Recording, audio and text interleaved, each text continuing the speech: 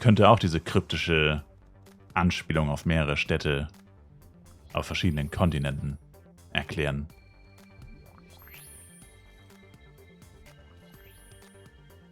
Und fairerweise muss man ja sagen, mit dem Content, den wir aktuell haben, macht ein neuer FEC eigentlich auch keinen Sinn.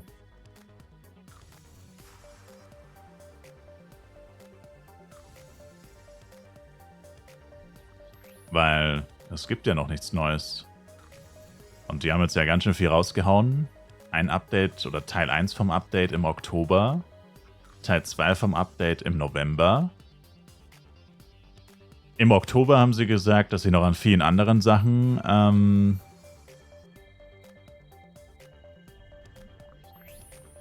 arbeiten. Aber damit war ja höchstwahrscheinlich hauptsächlich das Lifestyle-Update gemeint, weil das ja doch schon relativ umfangreich und komplex ist. Und da wird man wahrscheinlich, also da haben wir wahrscheinlich schon so viel Zeit in die Entwicklung gesteckt. Und ich kann mir jetzt nicht vorstellen, dass sie noch so viel in der Hinterhand haben. Also ich meine, das nächste wäre jetzt Third Job Change, neue Waffen, neue Dungeons, neues Levelgebiet und so. Aber keine Ahnung, ob sie das jetzt wirklich dann schon so schnell releasen.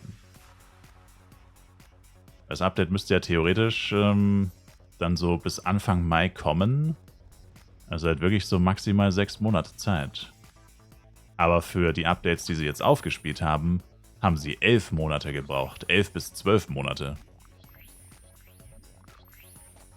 Und das heißt, wenn sie jetzt nicht das nächste Update auch schon wieder halb fertig haben, ist das doch irgendwie ziemlich unwahrscheinlich, dass sie bis zum nächsten FEC oder eben bis Anfang Mai ein komplettes Update sich aus den Fingern saugen. Das kann ich mir irgendwie nicht vorstellen. Also es wäre natürlich cool, weil dann würde auch diese Befürchtung, die man mal hatte, so, dass Flive Universe so den Weg von Flive PC geht. Also quasi alles von Flive PC recycelt und nie was wirklich selber machen wird. Würde man damit vielleicht die Angst ein bisschen bekämpfen. Weil wenn sie jetzt wirklich jedes Jahr fette Content-Erweiterung rausballern, wird ihnen halt hoffentlich sehr schnell der Content von Flive PC, den sie recyceln können, wird ihnen dann wahrscheinlich ausgehen. Hoffentlich. Und dann müssten sie neuen Content machen. Oder halt einfach keinen Content mehr. Aber es ist relativ unwahrscheinlich, dass wenn ihnen der recycelbare Content ausgeht, dass sie dann einfach aufhören, Updates zu pushen. Aber, wie gesagt, ich halte es für relativ unrealistisch, dass wir bis Mai, keine Ahnung, sagen wir Levelerweiterung auf 180 plus neue Ultimate-Waffen, zum Beispiel Ancient oder so, kriegen. Und Third Job Change. Und dann vielleicht sogar noch irgendwas, keine Ahnung, Quality of Life Shit oder noch ein neuer PvP-Modus. Noch ein 47. neuer PvP-Modus, den dann wieder keiner spielt. Ja, aber stimmt nicht, die werden schon gespielt, aber ja, ich weiß nicht.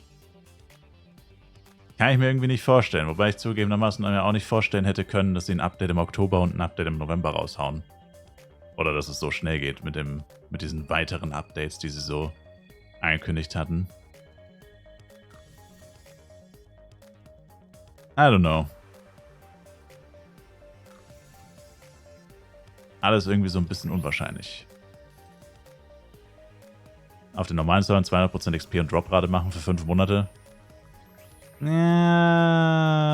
200% XP gerne, 200% Drop eher nicht, würde ich sagen. 5 Monate 200% Droprate auf Borodeng beziehungsweise auf den normalen Servern würde bedeuten, dass alles wertlos wird. Und das ist schlecht. Gut, wertlos ist immer so relativ, aber das wäre schon nicht so gut, glaube ich. Also XP wäre egal, weil ich meine, zwangsläufig erreicht sowieso irgendwann jeder Maximallevel. Also XP würde ich sagen, ist nicht so schlimm. Droprate ist schon schlimm. Vor allem jetzt mit dem neuen Boss. Herneswaffen sind ja sowieso schon am Droppen. Außer auf Totemia aus irgendeinem Grund. Keine Ahnung, was auf Totemia falsch läuft. Aber Herneswaffen werden ja gefühlt täglich günstiger. Und das schon komplett ohne Drop-Events. Wir haben ja eigentlich so gut wie nie Drop-Events. Es gibt ja eigentlich gar keine Drop-Events. So 5% mehr Droprate oder 20% bei Bossen. Und Bosse sind ja extrem limitiert. Wie viele Bosse du innerhalb von einem Wochenend-Event töten kannst, ist ja extrem limitiert. Also, es gibt ja eigentlich eh schon so gut wie keine Drop-Events. Das ist aber eigentlich wahrscheinlich auch gut so.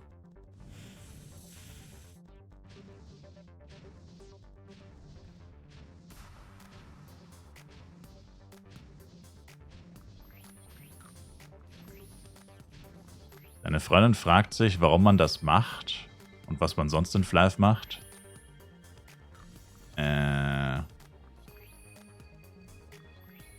Chillen. Leute scammen. Leute scammen. Rumstehen. Angeln. Angeln, du kannst angeln. Holz hacken. Kräuter sammeln. Die Frage ist unfair, weil das hinterfragt, was machen wir hier überhaupt? Warum atmen wir? Warum existieren wir? Die Frage ist unfair.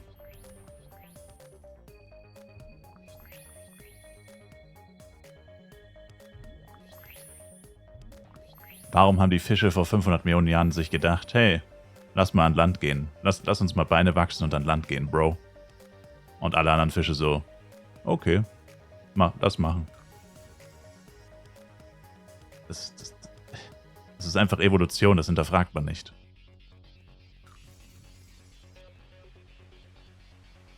Es ist wichtig für das Vorankommen der Menschheit.